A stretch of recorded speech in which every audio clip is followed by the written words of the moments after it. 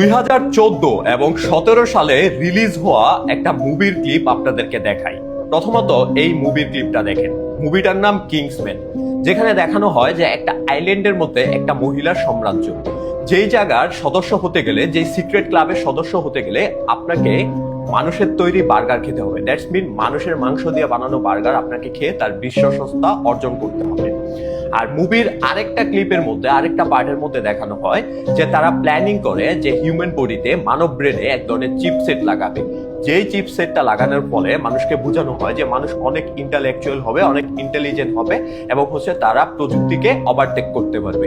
তাদেরকে এমন কিছু বোঝানো হয় বা ভিতরে ভিতরে অনেক বড় একটা প্ল্যানিং করা হয়। বিকজ এই চিপসেটের মধ্যে এক ধরনের টাইম বম ফিট করা থাকে ছোট্ট মাইক্রো চিপস আকারে, এবং তারা পরিকল্পনা করে যে পুরো পৃথিবীতে এই চিপসেটটাকে ছড়াই দিয়ে পুরো পৃথিবীর প্রায় 90% পপুলেশনকে তারা ধ্বংস করে দিবে বা মেরে ফেলবে জাস্ট একটা রিমোট কন্ট্রোল সুইচ টিপার মাধ্যমে। আর যে সম্ভাবনা হয়তো সামনে তৈরি হতে যাচ্ছে, আমরা ইলন মাস্কের নিউরালিঙ্ক প্রজেক্ট সম্পর্কে জেনে এসেছি যে নিউরালিঙ্ক প্রজেক্টের যে চিপসেট আছে, এই চিপসেট লাগালে আমরা ফিউচারে এআই এর টক্কর দিতে পারবো, এআই কেও আমরা কন্ট্রোল করতে পারবো, এমনটাই বলা হচ্ছে।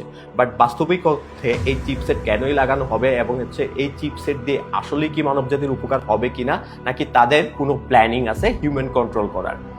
আর সত্যিকার অর্থে এই যে মানুষ খাওয়ার যে প্রক্রিয়াটা ফার্স্ট পার্টে আমরা দেখছেন এবং একটা আইল্যান্ডের ঘটনা আপনারা দেখছেন, এন্ড এই জিনিসটা কিন্তু জেফ্রি এপস্টাইনের আইল্যান্ডে নিয়মিত ঘটে আসছিল অনেক বছর যাবত, যেই প্রুফ আমরা পেয়েছি। আর আপনাদেরকে অনেক আগে থেকে বলেছি যে পৃথিবীতে যেই ঘটনাগুলো বর্তমানে ঘটতেছে এর ইঙ্গিতগুলো বিভিন্ন মুভি অ্যান্ড কার্টুনের মাধ্যমে আগে থেকে আমাদেরকে দেওয়া হচ্ছিল বিষয়গুলোকে নর্মালাইজ করার জন্য।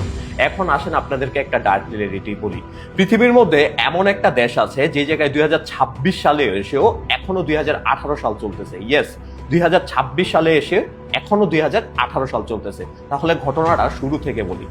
1582 সালের ঘটনা। মানুষ 4 অক্টোবর রাতে ঘুমিয়ে পড়ে এবং ঘুম থেকে উঠে দেখতে পারে যে 15 অক্টোবর। মানে আপনি চিন্তা করেন, আপনি 1582 সালে অক্টোবর মাসের 4 তারিখ রাতে ঘুমিয়ে পড়লেন, ঘুম থেকে উঠে দেখলেন যে সকালে 15 তারিখ। মানে মাঝখান থেকে 10 দিন হঠাৎ করে গায়েব করে দেওয়া হয় বা সরায় দেওয়া হয়। 1582 সালের আগ পর্যন্ত পৃথিবীতে একটা ক্যালেন্ডার চলতো যেটাকে জুলিয়ান ক্যালেন্ডার বলা হয়, যেই ক্যালেন্ডারে 28 দিনের মাস হতো এবং বছরে 13টা মাস থাকতো। 12 মাসের বদলে 13 মাসে বছর হতো।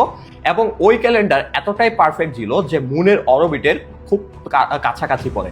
এবং আপনি যদি 28কে 13 দিয়ে মাল্টিপল করেন দেখবেন 364 দাঁড়ায়। অনেক ভূতাত্ত্বিকবিদ এবং অনেক বিজ্ঞানীদের মতে যে ওই 10 দিনে পৃথিবীতে এমন কিছু ঘটেছিল বা এমন কিছু ঘটতে যাচ্ছিল যেগুলো ইতিহাস থেকে মুছে দেওয়া খুবই জরুরি ছিল, যার কারণে ওই 10 দিনকে রিমুভ করে দেওয়া। জিনিস আপনাদেরকে বলি, অক্টার মানে কত? অক্টার মানে কিন্তু 8। বাট আপনি যদি বর্তমান ক্যালেন্ডারে যান দেখবেন অক্টা, দ্যাটস মিন অক্টা চলে, অক্টোবর মাস চলে নাম্বার মাসে।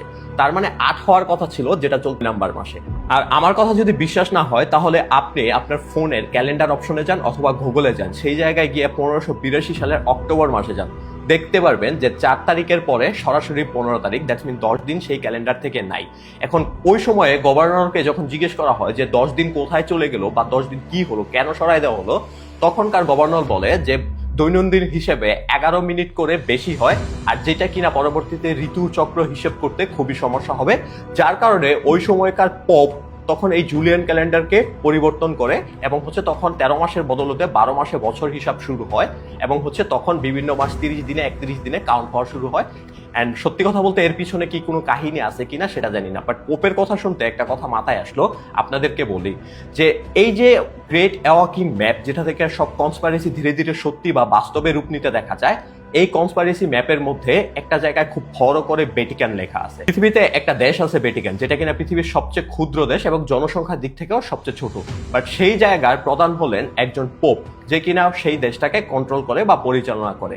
এই পোপ সম্পর্কে অনেক কনস্পাইরেসি বা অনেক বিষয়বস্তু রয়েছে ইলুমিনাতি সম্পর্কে, বাট ওই দিকে যাব না। আজকে আপনাদেরকে পোপ সম্পর্কে কিছু বলবো। আপনারা সিমসাম কার্টুন বা আদার কনস্পাইরেসির মধ্যে একটা জিনিস হয়তো শুনে থাকবেন যে ওয়ার্ল্ড কন্ট্রোল, মানে পৃথিবী কন্ট্রোল করে বাই লেজার পিপল, মানে সাপেদের ধারা, এমন লোক দ্বারা যাদের মানসিকতা সাপেদের মতো বা স্নেকের মতো।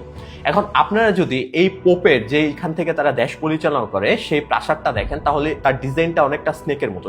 শুধু তাই নয়, ভিতর থেকে দেখলেও মনে হবে যে এটা স্নেকের মতো, এবং হচ্ছে যেই জায়গায় তার চেয়ারটা বসানো হয় এর উপরের অংশটা দেখলে মনে হবে যে সাপের দুইটা দাঁতের মতো। শুধু তাই নয়, বাইবেলের মধ্যে লেখা আছে স্নেক মানে সেই জায়গায় ডেভিল বা শয়তানকে বোঝানো হয়। এখন কথা হচ্ছে তারা সত্যিকার অর্থে শয়তান নাকি ভালো মানুষ সেটা তো বলতে পারবো না, বাট আরেকটা সিম্বল অফ আইকন আপনাদেরকে দেখাবো যেটা পোপের গায়ে সবসময় দেখতে পারবে। এই যে সিম্বল অফ আইকন, এটাকে খুব ভালো করে খেয়াল করেন। এই জিনিসটা আমার হঠাৎ করে মনে হচ্ছিল আমি কোথায় যেন দেখছি, তারপরে মনে হলো গুগলে যাই। গুগলে যাওয়ার পর এই ম্যাপটাকে খুব ভালো করে খেয়াল করেন। হ্যাঁ, আস্তে আস্তে দেখেন, কি একদম হুবহু না?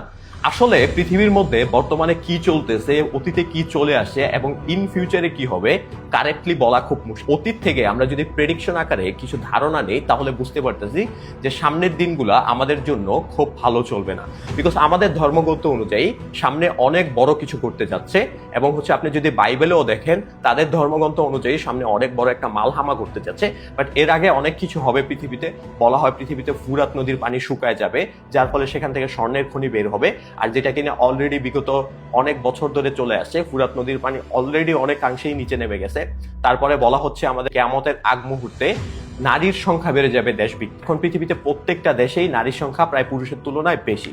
শুধু তাই নয়, মাদককে হালাল বলে মনে করা হবে। এখন মদ, গাঁজা এই সকল জিনিস অনেকটাই হালাল ভাবে মানুষ গ্রহণ করে, মানে ড্রিঙ্কস করাকে মানুষ এখন ফ্যাশন বলে মনে করে। তারপরে বলা হয় পৃথিবীতে ইয়াজুজ মাজুজ জাতির আবির্ভাব হবে। জিনিস সম্পর্কে আপনাদের হয়তো নেক্সটে কোনো ডিটেলস বলবো, যে 2030 এর মধ্যে কি কি ঘটতে যাচ্ছে। শুধু 2030 না, ওয়ার্ল্ডের মধ্যে সামনে বেশ কিছু প্যান্ডামিকও আসবে, যেটা কিনা আমাদের বিজ্ঞানী বিল গেটস সাহেব বলে গেছে যে সামনে নেক্সট প্যান্ডামিক করোনার থেকেও ভয়ঙ্কর হতে যাচ্ছে। এমনই ইনফরমেটিভ ভিডিও পাওয়ার জন্য ডেফিনেটলি আপনাদের উচিত পেজটাকে ফলো দিয়ে ভিডিওটাকে বেশি করে বেশি শেয়ার করা, যাতে বেশি সংখ্যক মানুষকে সচেতন করা যায়।